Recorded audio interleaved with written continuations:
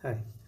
इस वीडियो में हम लोग बात करेंगे कि अल्कोहल को कैसे एक डिसइंफेक्टेंट की तरह यूज़ किया जाना चाहिए। जब हम अल्कोहल की बात करते हैं तो हम लोग बात कर रहे होते हैं मोटे तौर पे दो अल्कोहल्स की। पहला इथाइल अल्कोहल और दूसरा आइसोप्रोपाइल अल्कोहल। ये ध्यान में रखने की बात है कि एफडीए ने अल्कोहल को केमिकल स्टिमुलेंट की तरह अप्रूव नहीं किया है। अब ये केमिकल स्टिमुलेंट्स क्या होते हैं, तो जो लोग नहीं जानते हैं मैं उनको बताते चलूँ। केमिकल स्टिमुलेंट्स वो केमिकल होते हैं जिनको चीज़ों को स्टरलाइज करने के लिए यूज़ किया जाता है। अब डिसइंफेक्शन और स्टरलाइजेशन में एक बेसिक फ़र्क होता है। डिसइंफेक्शन का मतलब होता है कि कोई एजेंट जो कि सरफेस पे जितने भी माइक्रो ऑर्गेनिजम्स हैं जैसे बैक्टीरिया, फंजाई, वायरस, उनको ख़त्म कर देता है, पर वो बैक्टीरियल स्पोर्स को नहीं ख़त्म करता है। पर एक स्टिमुलेंट वो होता है जो सारे ऑर्गेनिजम्स को ख़त्म कर देता है, इंक्लूडिंग बैक्टीरियल स्पोर्स।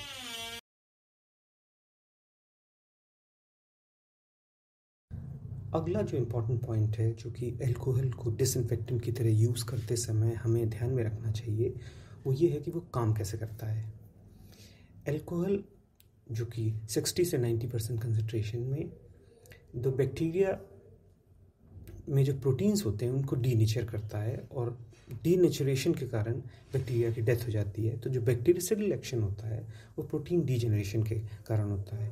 कुछ कंडीशन में ये बैक्टीरियोस्टैटिक की तरह भी काम करता है जब ये सेल डिवीजन को रोकता है। तो प्राइमरी एक्शन जो अल्कोहल का है वो बैक्टीरियोसिडल है by the way of protein denaturation. Alcohol जो होता है वो सभी तरह के बैक्टीरियाज पे एक्ट करता है और उनके लिए बैक्टीरियासिडल होता है।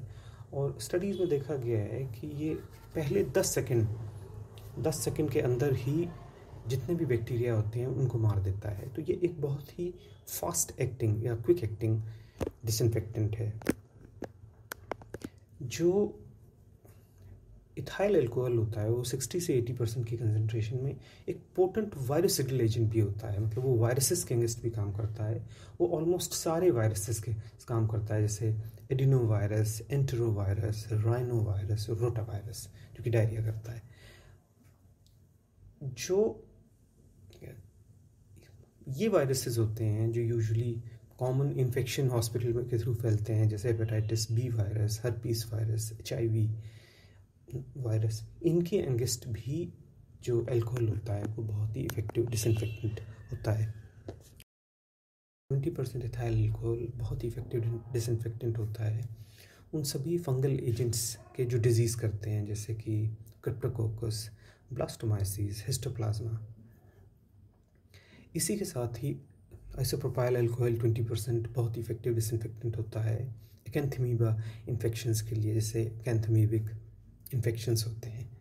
तो कुल मिला के जो अल्कोहल होता है वो एक इफ़ेक्टिव डिसइंफेक्टेंट होता है बिटवीन कंसनट्रेशन 60 to 90% सारे ही माइक्रो ऑर्गेनिजम्स के अगेंस्ट जिनसे मोस्टली इन्फेक्शन या हॉस्पिटल बोर्न इन्फेक्शन होते हैं। तो डिसइंफेक्टेंट की तरह अगर यूज़ किया जाना चाहिए तो अल्कोहल एक बहुत ही अच्छी चॉइस है। अब हम आते हैं टॉपिक के सबसे इम्पॉर्टेंट पॉइंट पर कि अल्कोहल को डिसइंफेक्टेंट की तरह कब और कहाँ यूज़ किया जाना चाहिए। लेकिन इससे भी ज़्यादा इम्पॉर्टेंट बात है कि अल्कोहल को कब और कहाँ नहीं यूज़ किया जाना चाहिए। सबसे पहले पॉइंट है surgical material and surgical instruments जो कि सर्जरी में यूज़ होने वाले हैं, क्योंकि ये एक डिसइंफेक्टेंट होता है और स्टेरिल नहीं होता है।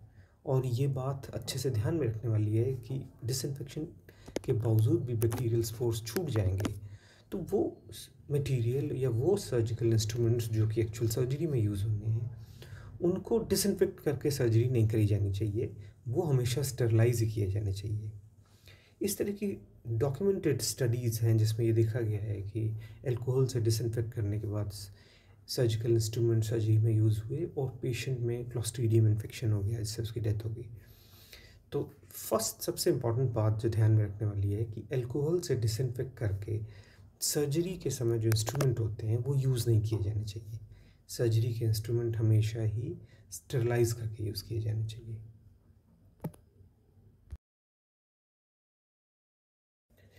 दूसरा इम्पोर्टेंट पॉइंट ध्यान में रखने वाला है कि जो अल्कोहल होता है वो जो रबर होता है उसको डैमेज करता है और समय के साथ में रबर हार्ड हो जाता है।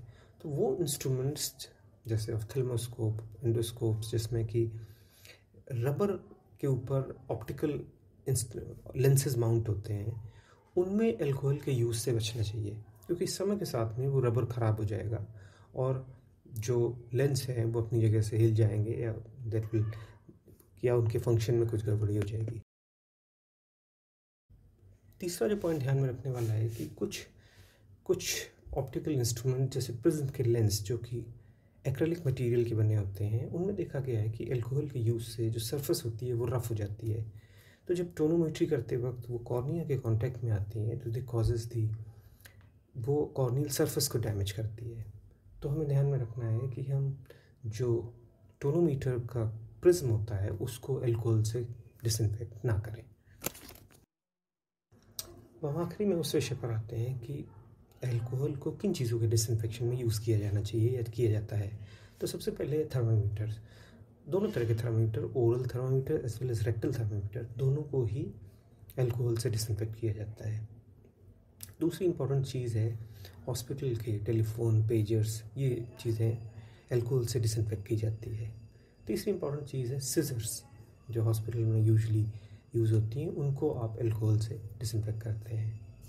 चौथा है स्टेथोस्कोप और पेशेंट के एग्जामिनेशन में यूज़ किए जाने वाले इंस्ट्रूमेंट्स, वो कॉमनली इसी से अल्कोहल से ही डिसइंफेक्ट किए जाते हैं। जो मल्टी डोज इंजेक्शन वायल्स होती हैं जैसे वैक्सीन में यूज़ होती हैं, उनमें जो रबर स्टॉपर होता है उसको कॉमनली अल्कोहल से ही डिसइंफेक्ट किया जाता है।